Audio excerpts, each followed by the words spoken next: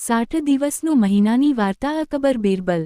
મારી ચેનલમાં નવા છો તો મારી ચેનલને લાઇક કરો, શેર કરો, સબસ્ક્રાઇબ કરો।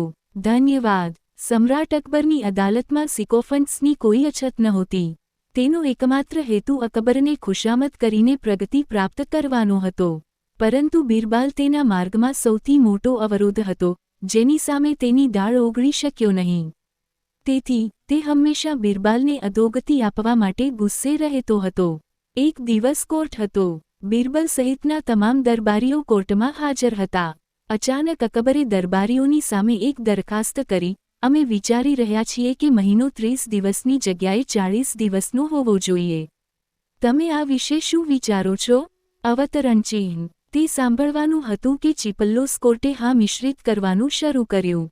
તેના માટે ખુશામત કરવાની આ એક મોટી તક હતી।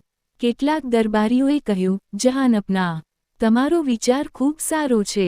30 દિવસનો મહિનો ખૂબ નાનો છે। કામ પૂર્ણ થયું નથી, તેથી મહિનો 60 દિવસનો હોવો જોઈએ।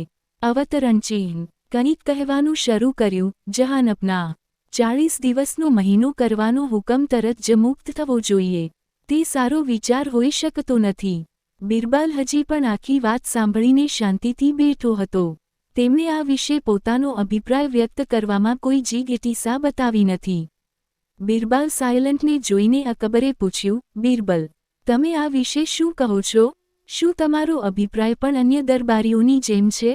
અવતરણ ચિહ્ન। હેઝુરને 30 દિવસથી 60 દિવસ બનાવવાનો વિચાર સારો છે, પરંતુ આ માટે એક વસ્તુ કરવી પડશે। બિરબલ શાંતિથી બોલ્યા। અકબર કંઈક કહેતો હતો તે પહેલાં દરબારીઓએ એક અવાજમાં કહ્યું હતું કે અમે સમ્રાટ સલામતના હુકમનું પાલન કરવા માટે કોઈ કામ કરવા તૈયાર છીએ। તે સારી વસ્તુ છે। બિરબલે કહ્યું, તમારે લોકો જાણવું જ જોઈએ કે પૃથ્વી પર 15 દિવસ મૂનલાઇટ